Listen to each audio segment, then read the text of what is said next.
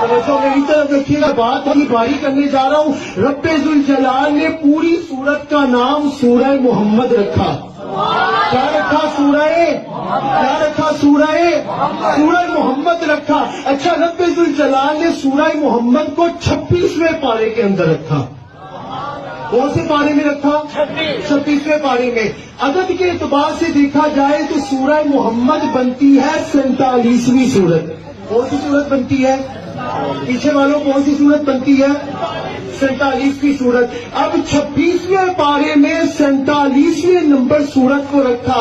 26 کے دو حصوں کو الگ کر کے اگر ضرب دے تو کیا بنتا ہے؟ 2 ضرب 6 کریں کیا بنتا ہے؟ ذرا اونچا بولے، 2 ضرب 6 کریں کیا بنتا ہے؟ ذرا اونچا بولے، پیچھے والوں کو سنائی نہیں دے رہا۔ 2 ضرب 6 کریں کیا بنتا ہے؟ 47ویں نمبر سورت۔ ان کے حصوں کو الگ کرے، 4 کو جمع کرے 7 میں کیا بنتا ہے؟ کیا بنتا ہے؟ ذرا اونچا بولے، پیچھے والوں کو نہیں سنائی دے رہا۔ کیا بنتا ہے؟ کیا بنتا ہے؟ تو رب ذوالجلال نے بتایا 11ویں کی نسبت مل جائے تو 12ویں بھی مل جاتی ہے۔ 11ویں کی نسبت مل جائے تو 12ویں بھی مل جاتی ہے۔ 12ویں کی نسبت ملے تو رب ذوالجلال فرماتا ہے وَلَوْ أَنَّهُمْ إِذْ ظَلَمُوا أَنفُسَهُمْ جَاءُوكَ فَاسْتَغْفَرُوا اللَّهَ وَاسْتَغْفَرَ لَهُمُ الرَّسُولُ لَوَجَّدُوا۔ یہ دیکھیں، یہ دلیلیں ہیں ان کی۔ نہ ان لوگوں نے کبھی قرآن پڑھا، نہ ان لوگوں نے کبھی اللہ کی اس کتاب کا مطالعہ کیا۔ اپنے پاس سے ڈھکوسلے جوڑی جا رہے ہیں، اپنے پاس سے جو کچھ آتا ہے وہی۔ دیکھیں اس کی مثال دیکھیں کہ ضربے لگا کے، میتھ لڑا کے وہ اپنا عقیدہ ثابت کر رہے ہیں۔ کوئی اس سے پوچھنے والا نہیں ہے۔ آگے بیٹھے ہوئے کم از کم اس سے سوال تو کریں، مولانا صاحب، حضرت صاحب، آپ یہ جو دلیلیں دے رہے ہیں کہ 11ویں ایسے ثابت ہے، 12ویں ایسے ثابت ہے، 26واں پارہ ہے، 47 ہے جی، 47 کو الگ کر دیں، 26 کو الگ کر دیں، کمال ہو گئے یار۔ یہ کیسی دلیلیں دے جا رہے ہیں؟ نہ قرآن آتا ہے ان کو، نہ حدیث آتی ہے ان کو، پتہ نہیں اپنے پاس سے دلیلیں بنا کے پیش کیے جا رہے ہیں اور لوگوں کو پاگل کرے جا رہے ہیں، لوگوں کے عقائد خراب کر رہے ہیں۔ یہ لوگ ہوتے ہیں، یہ مولوی ہوتے ہیں، یہ لوگوں کے عقائد خراب کرتے ہیں، قرآن و سنت سے لوگوں کو دور کرتے ہیں، اللہ کی کتاب سے دور کرتے ہیں، پیارے پیغمبر کی زندگی سے دور کرتے ہیں، اور اپنے پاس سے دلیلیں بنا کے لوگوں کو بتا رہے ہوتے ہیں کہ یہ 11ویں ثابت ہے، یہ 12ویں ثابت ہے۔ میرے بھائی، اس طرح 11ویں اور 12ویں ثابت نہیں ہوتی جس طرح آپ کر رہے ہیں۔ 11ویں اور 12ویں ثابت کرنی ہے تو پیغمبر کی زندگی میں جا کے آپ نے دیکھنا ہے کہ پیغمبر کی زندگی میں کیا چیز ہے۔ آپ کے لیے دلیل وہ بنے گی جو پیغمبر کی زندگی میں ہوگی، جو میرے پیارے محبوب نے کی ہوگی، جو آمنہ کے لال نے کام کیا ہوگا، جو عبداللہ کے در یتیم نے کام کیا ہوگا۔ طائف کی وادی میں ایسے پتھر نہیں کھائے تھے، غزوہ بدر، احد، حنین، تبوک ایسے نہیں لڑے تھے، کسی وجہ سے لڑیے تھے۔ آپ کی طرح صرف 11ویں کھاتے رہے اور 12ویں کھاتے رہے، یہ اس لیے نہیں لڑے تھے۔ اور یہ جو آپ کام کرتے ہو، ایک آپ کو اور بتا دوں، یہ جو آپ کام کرتے ہو 11ویں اور 12ویں، یہ شے جس کے نام کی تم یہ دیگی اور جس کے نام کی تم یہ نیازیں دیتے ہو، یہ ان سے بھی ثابت نہیں ہے۔ یہ انہوں نے بھی یہ کام نہیں کیا، آپ نے پتہ نہیں کہاں سے بنائے ہوئے ہیں، اپنے پاس سے اپنے عقیدے بنا لیے، نہ آؤ دیکھا، نہ تاؤ دیکھا، نہ قرآن دیکھا، نہ حدیث دیکھی، اپنے پاس سے شروع کر دیا، جو بند کی، آنکھیں بند کی، جو لوگوں کو کہا۔ اچھا، آگے بیٹھی ہوئی عوام کی بھی عقل کی مجھے سمجھ نہیں آتی، پاگل عوام آگے بیٹھی ہے، سبحان اللہ، واہ واہ واہ واہ۔ وہ اللہ کے بندو، اس سے پوچھو تو صحیح نا، یہ جو دلیلیں دے رہا ہے، یہ جو بات کر رہا ہے، ممبر رسول پہ بیٹھ کے جھوٹ بول رہے ہیں اور اللہ کے اوپر جھوٹ باندھ رہے ہیں۔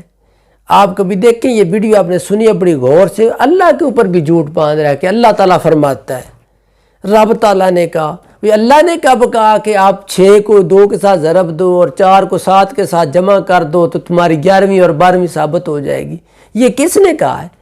یہ کہاں سے دلیل آئی ہے؟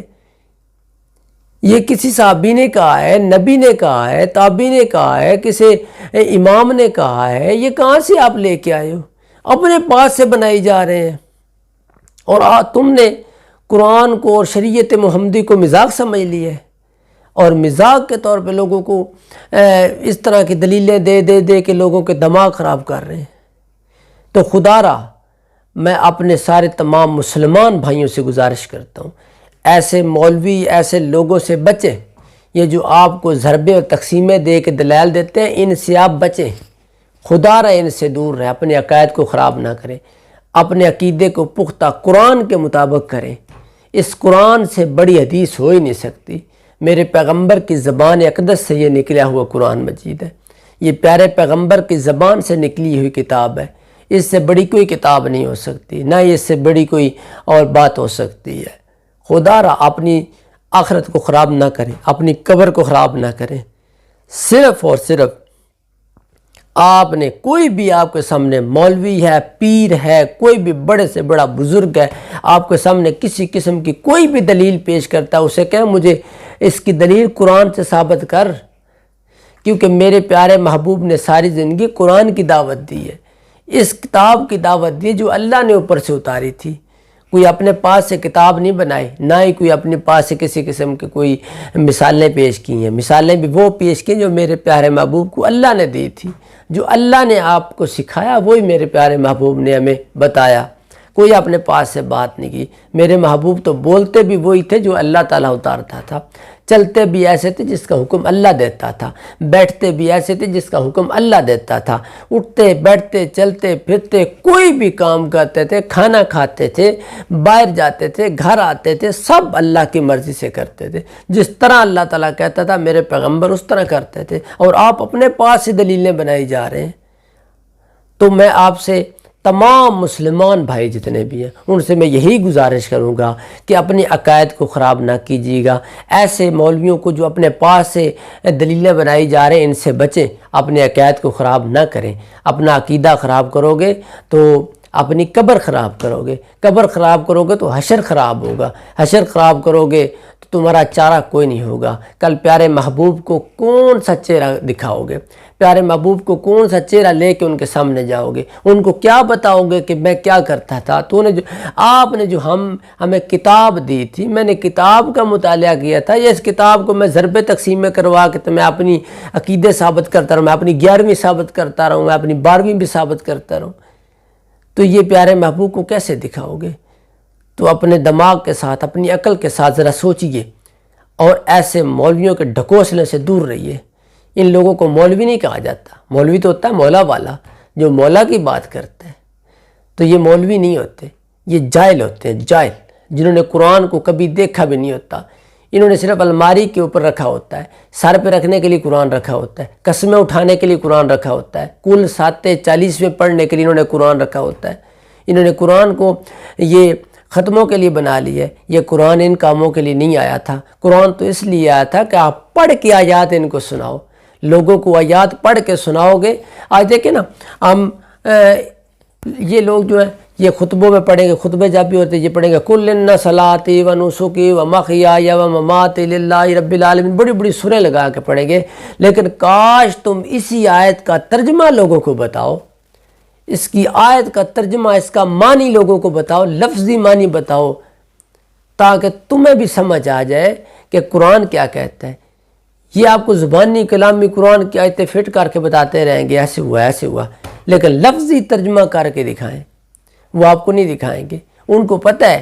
اور یہ جو بیان کر رہے ہیں صاحب، ان سے بھی پوچھیں، اگر یہ بھی آپ کو لفظی ترجمے کے ساتھ قرآن کی کسی آیت ایک کا ترجمہ بتائیں گے نا، ان کو پتہ ہے کہ قرآن ہے یہ ہمارے خلاف، قرآن نے ہمارے خلاف بیان دے دینا ہے، اور یہ آپ کے یہ جو ڈھکوسلے یہ ختم ہو جانے، یہ جھوٹ پر فریب پر مبنی جو آپ کی دلیلیں یہ ختم ہو جانی، یہ مثالیں ختم ہو جائیں گی جب قرآن بولے گا۔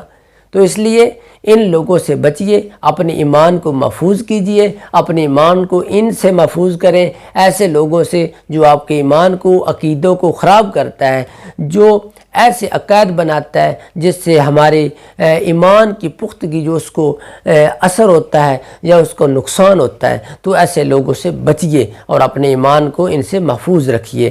تو انشاءاللہ میری ویڈیو آپ کو پسند آئی ہوگی، لائک کریں، شیئر کریں میری ویڈیو کو، اور پسند آئی ہے تو سبسکرائب ضرور کرتے جائیے۔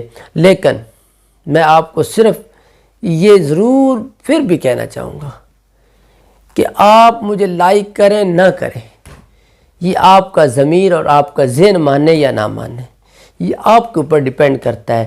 لیکن میں آپ کو یہی کہوں گا، اس طرح کے جھوٹے اور تفرقے بعد اپنے پاس سے دلیلیں بنانے والوں سے بچیے، اپنا عقیدہ خراب نہ کیجیے گا۔ عقیدہ خراب ہوا تو میرے بھائیو دوستو جنت نہیں ملے گی، جنت عقیدے پہ ملے گی، جو آپ کا عقیدہ قرآن و سنت کے مطابق ہوگا اس پہ جنت ملے گی، اس طرح جنت نہیں ملے گی۔ عقیدہ وہ اپنانا ہے جو پیارے پیغمبر کا عقیدہ تھا۔ مسلمان کا عقیدہ یہ ہے کہ مسلمان جو ہے اللہ کے ہر پیغمبر پر ایمان لاتا ہے کہ اللہ کے پیغمبر آئے تھے، ٹھیک ہے، اور ماننی کس کی ہم نے؟ پیارے محبوب صلی اللہ علیہ وسلم کی ماننی ہے۔ اگر پیارے محبوب صلی اللہ علیہ وسلم نے جو ہمیں کر کے کام دکھایا ہم وہ نہیں کریں گے تو ہم آپ صلی اللہ علیہ وسلم کی سنت کو داغدار کر رہے ہیں، ہم ان کی سنت کو نہیں مان رہے، ٹھیک ہے۔ جب ان کی سنت کو یا ان کے طریقے کو نہیں مانیں گے تو ہمیں جنت کی امید کبھی بھی نہیں ہوگی۔ پھر جنت کی امید نہ رکھنا، پھر مت سوچنا کہ تمہیں جنت ملے گی۔ تو اس لیے اپنے عقیدے کو میں بار بار اسی پہ فوکس کر رہا ہوں کہ اپنے عقائد خراب نہ کیجئے، اپنے عقائد کو قرآن و سنت کے مطابق لیجئے، انشاءاللہ آپ کامیاب ہوں گے، دنیا کے اندر بھی آخرت کے اندر بھی کامیابی آپ کے قدم چومے گی۔ دعاؤں میں یاد رکھیں۔ اللہ حافظ۔